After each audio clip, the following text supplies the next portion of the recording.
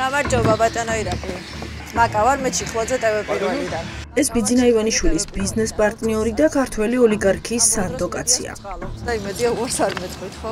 ირაკლი რუხაძის იმედს ივანიშვილი ხალხის წინააღმდეგ საინფორმაციო ომს ანდობს.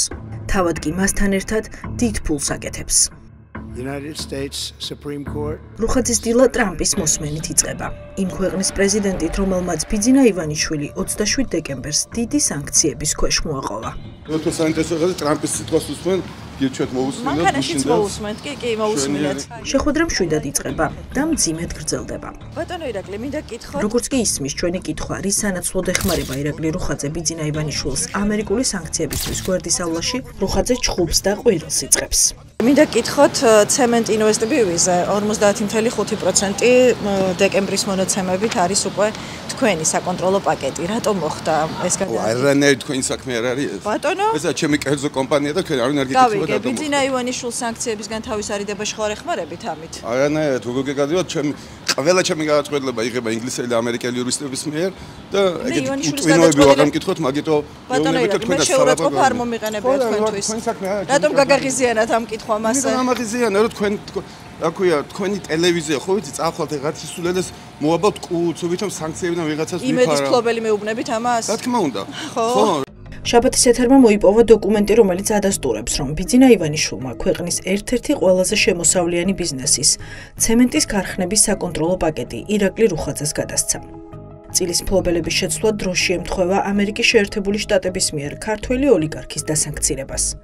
რაც კორუფციის მკვლევარებს აფიქრებინებს, რომ ივანიშვილმა სანქციების შიშით მრავალმილიონიანი ბიზნესი რუხაძის სახელზე უბრალოდ გადამალა. რატომ მოგცათ ბიძინა ივანიშვილმა ეს სანქციებისგან თავის არიდებაში რატომ ეხმარებით? არ ეხმარებით, კიდევ ერთხელ ვიძახი, ჩვენ ჯერეთი ეს არ არის, აქვია ჩვენი რესტრუქტურიზაცია, ეს რაღაც არასწორი ინფორმაცია აქვს.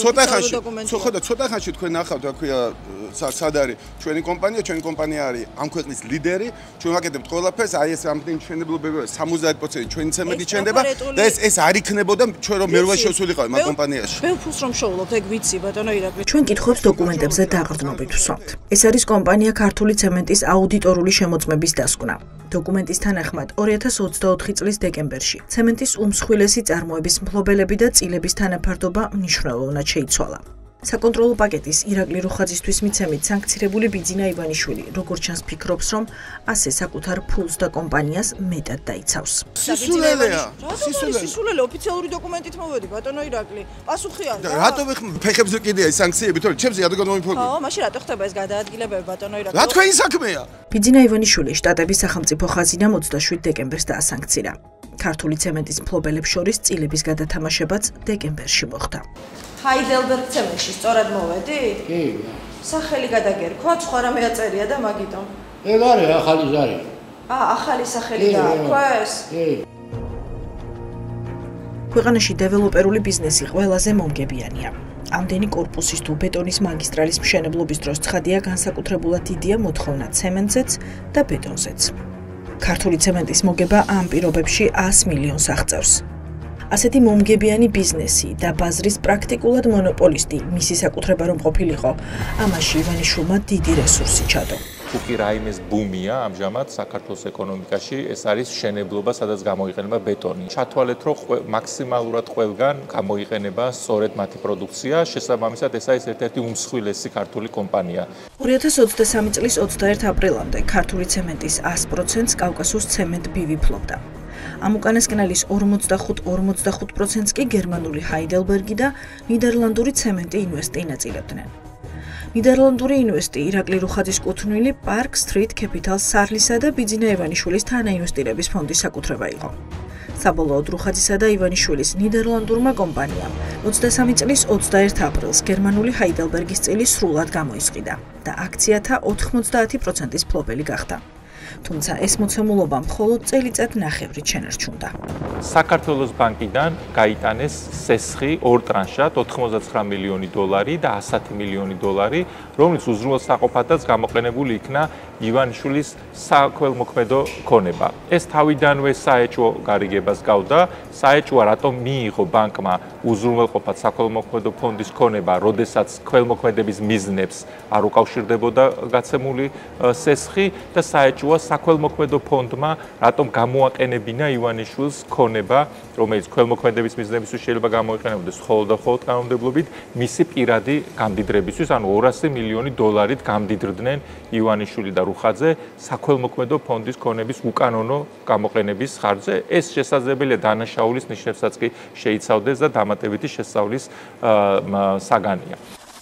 ცემენტისა და ბეტონის მწარმოებელი უმსხვილესი საწარმოების წილი ივანიშვილს გერმანული ჰაიდელბერგისგან რომ გამოესყიდა, ამისთვის საქველმოქმედო ფონდ ქართულს ქონება ბანკში ჩადო და სესხი გამოიტანა. ფაქტს ეს დოკუმენტი ადასტურებს. საქართველოს ბანკში აღებული სესხით გამოისყიდა ქართულმა ოლიგარქმა ცემენტისა და ბეტონის საწარმოების წილი ირაკლი რუხაძისგანაც. 2023 წლის მაისში ოლიგარქი ერთპიროვნულად ფლობდა უკვე ქართული ცემენტის 90%-ს. საქართველოს ბანკიდან აღებული ფულით გამოისყიდა გერმანული წილი, ხოლო 100 მილიონი დოლარით მაღალი ალბათობით გამოისყიდა რუხაძის საკუთრებაში არსებული 45%-იანი წილი ამ წარმოებაში. არადა ოლიგარქი ივანიშვილი აქამდე საჯაროდ ამტკიცებდა, რომ საქართველოში ბიზნესის კეთებით ფულს არ შოულობდა. ქართული ცემენტი ნათელი მაგალითია იმის, რომ ეს სიცრუეა. როდესაც გასული წლის ბოლოს ცემენტისა და ბეტონის ბიზნესიდან მიღებული მოგება უნდა დაეთვალა, სწორედ მაშინ სავარაუდოდ სანქციების შიშითა და ფულის გადარჩენის მიზნით გადასცა აქციების საკონტროლო პაკეტი ირაკლი რუხაძეს. თუ წილის გაყიდვამდე რუხაძე ამ ბიზნესის 45%-ს ფლობდა, ახლა უკვე 50.5% აქვს. კითხულობთ რატომ? რამდენ ფულს გაძლევთ? არა, თქვენ არ მიყვარხართ. რატომ ეხმა? თქვენ არ მიყვარხართ. ხო, მაგრამ მე ხუჯემეტი ადამიანი ვიყავ. ეგ არის სისულელე. აბსოლუტური სისულელეა. ცოტა ხანში. საიდან მოიტანეთ რომ ბიზნესმენი შეიძლება დასანქციებული? მოიცა მივიდე. დასანქციებულია ბიზნესმენი. წაკითხული გქონდა სანქციები? და რა დასანქციებული? საკონტროლო პაკეტის შემთხვევაში პრობლემები შეექმნება. დაგენიზლოთ გინდა თუ არა? აი რაზე, მე დავდებ, მოდი მე დავდებ $1000 თქვენ დადეთ 5. რატომ ჩხუბობთ? იმიტომ ტყილს იძახი, იმიტომ რა წაგიკითხეთ. არა, იმიტომ ნერვოზები. ირაკლი რუხაძე მშვენივრად იცის, რომ შეერთებული შტატების მიერ ბიძინა ივანიშვილის სანქციების დროს ამერიკის სახაზინო დეპარტამენტმა გამოსცა გენერალური ლიცენზია ნომერი 116. ამ დოკუმენტის თანახმად სანქცირებულია ყველა ის კომპანია, სადაც ბიძინა ივანიშვილს წილის 50%-ზე მეტი აქვს. დიდი ალბათობით სწორედ ამ მიზნით დაიტოვა საქცემენტის ფლობელ კომპანიაში 59.5%, რაც მისი გათვლებით კომპანიის სანქცირების რისკს შეამცირებდა. დასანქცირების შემთხვევაში დასანქცირდება და გაიყინება ივანიშვილის წილი, რომელიც 50%-ზე ნაკლებია, ხოლო მართველ პარტნიორად დარჩება კვლავ ირაკლი რუხაძე, ანუ არსებითად ისინი არ დაკარგავენ გავლენას და კონტროლს კომპანიაზე და შეეძლებათ, რომ თავად გააგრძელონ თავიანთი დირექტორების მეშვეობით კომპანიის მართვა და მათ შორის ივანიშვილმა შეძლოს შემოსავლების მიღება აქედან მიუხედავად სანქცირებისა, რასაც როგორც ჩანს უზრუნველყოფს მისი პარტნიორი და სანდო დასაყრდენი ირაკლი რუხაძე. და მაინც რატომ გადასცა მომგებიანი ბიზნესის საკონტროლო პაკეტი ივანიშვილმა რუხაძეს? მას შეეძლო სხვა კომპანიების მსგავსად საერთაშორისო იურისდიქციიდან ისინი ქართული შეპესების სახელზე გადმოეტანა. ქვეყანაში, სადაც მის წინააღმდეგ სანქციების აღსრულებას მის მიერვე ხელდასმული მთავრობა ვერ ბედავს. მაგრამ აქ საქმე ფულშია. ივანიშვილი გადასახადების გადახდის გარეშე ვერ მოახერხებდა ამ წილების საქართველოში გადმორეგისტრებას, ანუ იმიტომ რომ რამდენიმე ათეული მილიონი გადასახადის სახით არ გადაეხადა ივანიშვილს, მან მოიგონა როგორც ჩანს ასეთი სქემა, ანუ რამდენიმე ათეული მილიონის გადახდა მოუწევდა საქართველოს ბიუჯეტში და მას არ სურს არანაირი კონტრიბუცია გაწიოს იმ მძიმე ეკონომიკურ მდგომარეობაში საქართველოს ბიუჯეტში და საქართველოს ეკონომიკაში. სხვა ბიზნესებისა და ქონების საქართველოში გადმოტანისას ივანიშვილმა ეგრეთ წოდებული ოფშორების კანონით ისარგებლა და გადასახადები არ გადაიხადა. მაგრამ კავკასუს ცემენტ ჰოლდინგი ნიდერლანდებში არეგისტრირებული, რაც ოფშორული ზონა არ არის და იქიდან აქტივების საქართველოში შემოტანის დროს შეღავათებით ვერ ისარგებლებდა. ბიუჯეტში ხალხისთვის ფულის გადახდა კი ივანიშვილს არ უნდა. სუდად მოვიქეც, უტვინოთ მოვიქეც, ხო? მაგას მაგონია. შეიძლება ბიძინა ივანიშვილს უარი ვერ უთხარით. მართლა, ბიძინა თვითონ გიჟია, რომ მე გადმომიფროზე მე დამასანქციო. ბიძინა ივანიშვილი ყველაფერს ცდილობს, ოღონ თავი დაიცვას. რატო გაგე გადავაფორმებდი, აგე თქვენზე, აგე გიორგიზე, ვიღაცაზე უტყუილები ხო არა? ეს ზუსტად მაგას განახებთ. მე რატო ვიზღოთ თავს, მე იგივე პრობლემები არა, მე არ მემუქრებიან სანქციები. ამერიკის მოქალაქე ხარ, შეიძლება ამ უაზრო ბალტიისპირეთ ქვეყნებმა ხო დამა სანქციას. უკრაინამ, კრეტინმა ხო დამა სანქციას ზელენსკიმ, არა, არ დამა სანქცია. ბალტიისპირეთი უაზრო ქვეყნებია. ჩემთვის უაზროა მათ სანქციებს, მე თქვენ უაზროა, ხო, იმიტომ რომ თუ მე ევტუჩენკოს მასუებიო, კამა. სანამ დაგასანქციერებდეთ, მანამდე იყო უაზრო. მანამდე მე ხალხზე ავიძახი, მე ვიძახი იმ კრეტინებზე, მეც მართავენ იმ ქვეყნებს. ტელევიზია საერთოდ ველაპარაკები უკვე უზარმაზარი მადლობა უნდა მეთქვა, რომ რესტორანშია წაგიყვანოთ, უფრო მეტი ხალხი მიყურებს, ალბათ თუ გადაგელაპარაკოთ, ვიდრე თქვენ ტელევიზიაში. ხუთჯერ გიგებთ. მართლა უნდა ჩახედოთ რეიტინგებს ბატონო ირაკლი. მართლა უნდა ჩახედოთ ჩვენს გადაცემას. ქუჩაში ერთად გავიდეთ, მოდით მე და თქვენ და ვის როგორ შეხვდებიან, ეგეც ვნახოთ. ზერულია. იო, და ხო. კიდევ უდაბზარული. რამდენჯერ მიმართეთ, მაგრამ შეიძლება ერევლერე თუ საუბრობიდან არავინ მაგეხა, მაგრამ კასპის ცემენტში მხოლოდ სახელი შეიცვალა. ფული ისევ მილიონობით კეთდება და გაჭირვებული ხალხი ისევ ისე ზარალდება, როგორც მანამდე. აინი, რო დადგებია იქა. აი ამ ხელა ის დებსა ისა ნახშირი. ხო არა? სახში ხო. სახში ჩნდება. 100 მილიონიანი მოგების მქონე ქარხნის გარშემო უმეტესად ღარიბი მოსახლეობაა. მათ წასასვლელი არსად აქვთ. უწევთ შეეგუონ დაბინძურებულ გარემოში ცხოვრებას, გარისკონ საკუთარი ჯანმრთელობა და დაელოდონ მოწყალებას, როდის მოისურვებს ორი ოლიგარქი მათთვის პირობების გაუმჯობესებას. უჰაერობა ჯერ პირველ რიგში.